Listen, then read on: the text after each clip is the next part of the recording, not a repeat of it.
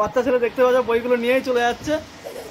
মানে সবসময় একটা ভয় যে আমি বইগুলো নিয়ে চলে যাবো কিনা, একটা ভয়ও রয়েছে। ঠিক আছে,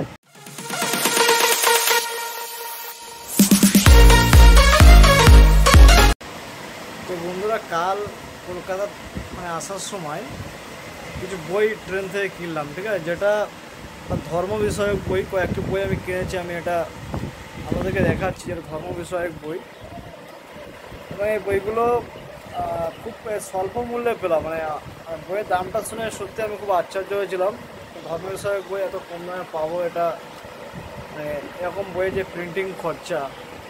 তো যাই হোক, আমি একটু দেখানোর চেষ্টা করছি বইটা। এই যে দেখতে পাচ্ছ, এই যে বইটা গীতা তোমার জ্ঞান অমৃত, এটি ধর্ম বিষয়ক বই, সম্পূর্ণ ধর্ম বিষয়ক বই। এবং এটা জীবনের পথ নামক আরেকটি ধর্ম বিষয়ক বই রয়েছে, যেটা এই যে বইটা রয়েছে এটা হচ্ছে জ্ঞান গঙ্গা। ঠিক আছে, মূলত এই বইগুলো মানে গীতার যে বিভিন্ন জ্ঞান রয়েছে, গীতার যে বিভিন্ন শ্লোক বা গীতাকে বাংলায় বা ব্যাখ্যা করে, যে গীতার প্রাইস কিন্তু খুবই ন্যূনতম।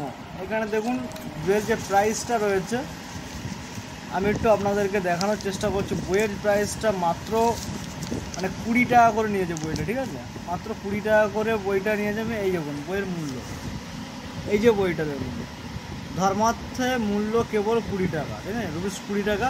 এবং এই বইটার দামটাও আমি আপনাদেরকে দেখাচ্ছি। আর একটা যে বই রয়েছে, যারা ধর্ম বিষয়ক বই পড়তে ভালোবাসেন বা যারা ধর্ম বিষয়ক আলোচনা বা ধর্ম বই পড়তে ভালোবাসেন, তাদের জন্য এই বইগুলো স্বল্প মূল্যে এবং অনেকটা জ্ঞান কিন্তু আপনারা অর্জন করতে পারবেন।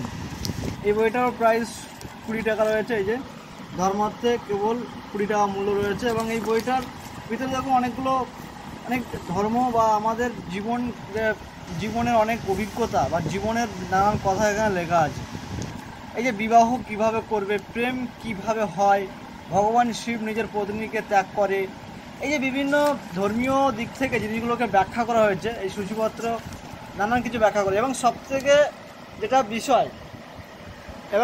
যেটা গুরুত্বপূর্ণ বিষয়, দেখুন এই যে ছেলে এই বই কিন্তু দেখেই বলেছে এই বইগুলো ও নেবে।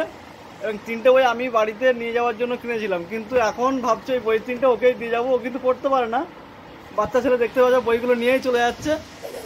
মানে সবসময় একটা ভয় যে আমি বইগুলো নিয়ে চলে যাবো কিনা, একটা ভয়ও রয়েছে। ঠিক আছে, যখনই বইগুলো হাত দিচ্ছি তখনই ও বইগুলো নিয়ে নিচ্ছে আর আমাকে একটা বই দিতে যাচ্ছে। তো আমি বলছি না, তুই 3টে বই নে, না হলে আমাকে 3টে বই দে।